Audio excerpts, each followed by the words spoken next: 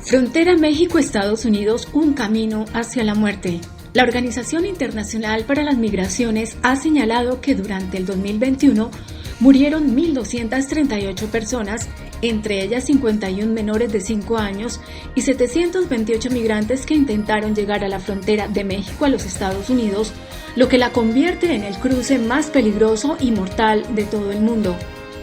Las estadísticas señalan que el número de muertes el año anterior fue significativamente mayor que en cualquier año anterior, incluso antes de la pandemia. A esto se le suma recientemente la muerte de 53 migrantes en un tráiler en la ciudad de San Antonio, Texas, de los cuales 27 eran mexicanos. Este es uno de los retos que ha tenido que enfrentar el presidente de Estados Unidos, Joe Biden, ante el aumento de migrantes y con un sistema incapaz de manejar flujos, en donde se tienen cerca de 1.700.000 solicitudes de asilo político que no han sido resueltas.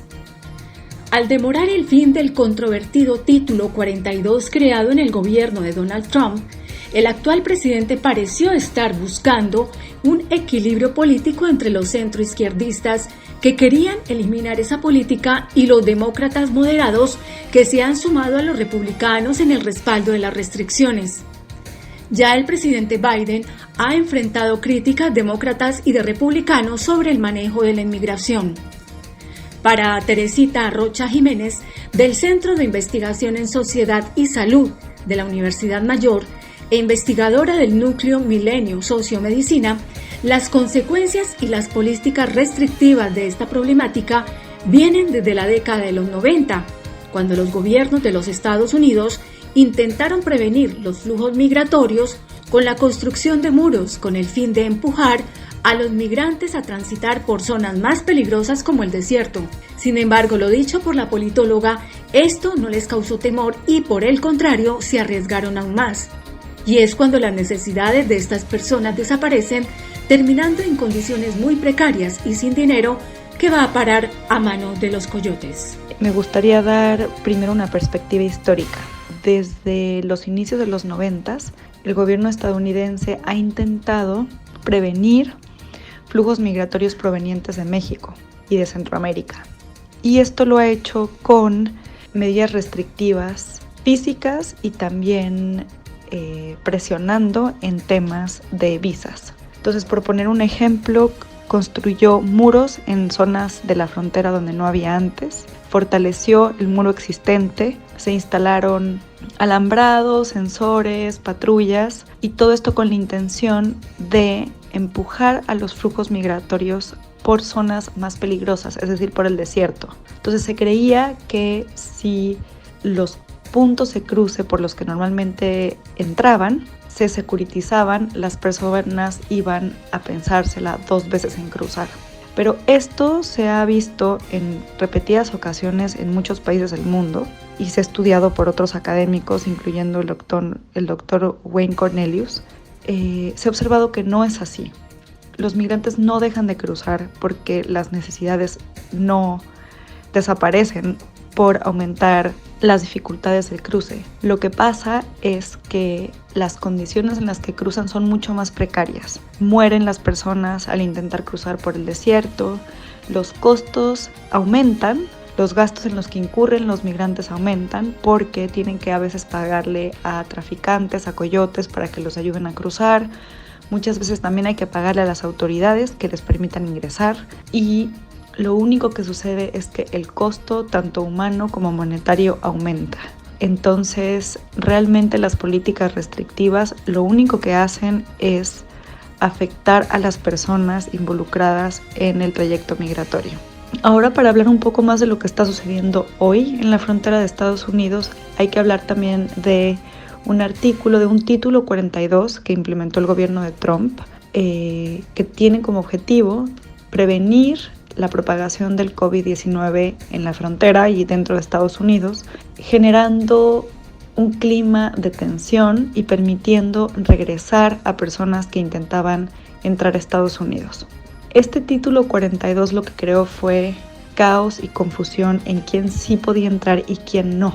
Hay cifras de un artículo recientemente publicado en el New York Times por Eileen Sullivan, que menciona que casi 3 millones de migrantes intentaron cruzar.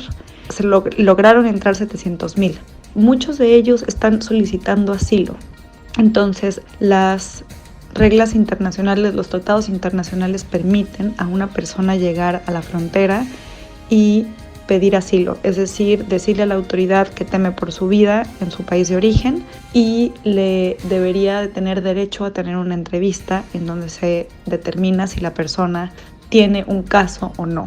No voy a entrar en detalles de los requisitos del asilo porque me parece muy extenso, pero lo que sí mencionar es que antes del título 42 las personas esperaban a que se resolvieran sus peticiones de asilo dentro de Estados Unidos. Con el título 42 lo que sucedió es que las personas eran retornadas a México de forma intencionada y muchas veces arbitraria. Entonces esto lo que generó fue una tensión fuerte en toda la franja fronteriza entre México y Estados Unidos, porque hay personas que llevan esperando 2 años o incluso desde antes de la pandemia para ver si su caso va a ser acogido por autoridades migratorias en Estados Unidos, lo cual ha generado un número mayor de personas que pueden ser recibidas en albergues en las ciudades fronterizas. Además, producto de la pandemia, muchos de los albergues tuvieron que cerrar o ya no recibir más personas. Existe tensión entre grupos, entre diferentes colectivos migratorios, ya que no hay claridad de quién puede entrar y quién no a Estados Unidos o quién puede esperar dentro. Uno de los grupos se ha priorizado es el de los menores no acompañados, pero incluso durante la pandemia hubo confusión y a veces no dejaban ingresar a algunos, a veces sí, fueron expulsados algunos hasta que se solicitó que los niños necesitaban determinantemente esperar desde Estados Unidos. Se creía que la implementación del artículo 42 iba a terminar con la administración de Joe Biden. Sin embargo, hasta hace unos días, esta política y este programa seguía vigente. En Primera Línea, escúchenos a través de las diferentes plataformas Spotify, iVoox, Apple, Google Podcasts y muchas más. Todos los lunes, miércoles y viernes. No te lo pierdas. Con la implementación del llamado Título 42, el expresidente Donald Trump pretendía prevenir la propagación del COVID-19, pero lo que hizo fue generar un clima de tensión, caos y confusión, argumenta Teresita Rocha Jiménez. Y añade que en una publicación reciente del New York Times, unos 3 millones de migrantes intentaron pedir asilo político, pero aún no hay una respuesta del actual gobierno. Con esto, muchos de quienes realizaron esta gestión fueron devueltos a sus países de origen, desencadenando a su vez tensión entre los grupos migratorios. Recordó que el desplazamiento de migrantes ha generado problemas de salud y favorece a quienes de manera ilegal quieren lucrarse con este problema social. Puso el ejemplo de varios venezolanos y haitianos que, desafiando la frontera entre Colombia y Panamá, exactamente en la selva o tapón del Darién, han muerto buscando llegar así hasta los Estados Unidos y otros han quedado con problemas de salud mental. Ahora un poco hablando de cómo la situación actual de la frontera entre México y Estados Unidos afecta el bienestar y la salud de los migrantes y solicitantes de asilo, podemos hacer referencia a lo que pasó hace algunos días. Murieron 53 migrantes en un tráiler que estaba intentando cruzar hacia territorio estadounidense. Esto no es la primera vez que pasa. Se han encontrado varios tráilers con personas en la frontera entre México y Guatemala, y esto responde nuevamente, como ya lo había mencionado, a esta securitización tan grande tanto de la frontera sur de México como de la frontera norte, impulsando y empujando a las personas a tomar medidas peligrosas. Y esto también favorece a redes que únicamente quieren lucrar con la necesidad de las personas que quieren llegar a Estados Unidos. Bueno, en este caso fue la muerte, pero hemos observado un sinfín de consecuencias: asaltos, accidentes, intentando cruzar el territorio mexicano, pero esto también sucede en otras partes de Latinoamérica. Hemos escuchado en los últimos años de lo peligroso que es cruzar el estrecho de Darién entre Colombia y Panamá, y muchos migrantes venezolanos, haitianos, están cruzando todo el continente tratando de pasar por la selva para poder llegar a México y hacia Estados Unidos. Entonces las consecuencias son súper fuertes, no nada más para la salud física de los migrantes, pero sino también para la salud mental. Y considerando que muchas veces las personas van con niños menores de edad, adolescentes, que tienen que enfrentar todo este viaje. Entonces, realmente las condiciones han llegado a un extremo en donde tiene que haber respuestas claras que protejan los derechos humanos de las personas sin importar las faltas administrativas que han cometido, que es decir, que entren de forma irregular o intenten de forma irregular entrar a otro país. Y también recordar que la situación actual de nuestro continente y del mundo es cada vez más compleja y que las personas que salen de su país normalmente lo hacen porque es la última alternativa que tienen. Generalmente las personas quieren vivir en su país, quieren vivir en su casa, en su comunidad, con su familia. Entonces el salir implica una decisión extrema en donde su comunidad de origen, su ciudad, su país ya no es segura, ¿no? Y hemos observado que hay muchas razones por las cuales las personas salen de su país. Puede ser violencia, conflictos políticos, desastres naturales, y ahora la pandemia, las consecuencias de la pandemia las seguimos observando y las vamos a seguir identificando a lo largo del tiempo. Hubo mucho desempleo y hay personas que no se han podido recuperar de ese desempleo por todas las restricciones que hubo en algunos países y los distintos sectores en donde los migrantes se emplean.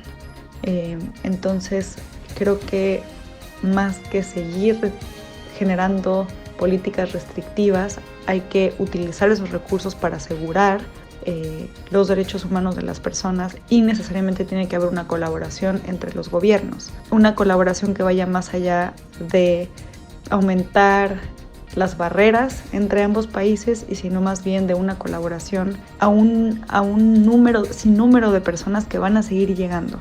De hecho, en las noticias aparece una caravana de venezolanos que está cruzando por diferentes países y que tiene como objetivo llegar hasta la frontera con Estados Unidos. A diario la problemática se acentúa aún más, y únicamente a través del reconocimiento de los derechos humanos podía haberse solucionado el problema que ha afectado no solo al país del norte, sino a toda Centroamérica y Suramérica, donde caravanas de ciudadanos, buscando el llamado sueño americano, del que se ha hablado tanto, buscan huir del conflicto social y armado que los ha perseguido, pero que muy pocos logran llegar a feliz término. Desde Santiago de Chile, Sandra Rincón para En Primera Línea. En Primera Línea. Escúchenos a través de las diferentes plataformas: Spotify, iVoox, Apple, Google Podcasts y muchas más. Todos los lunes, miércoles y viernes. No te lo pierdas.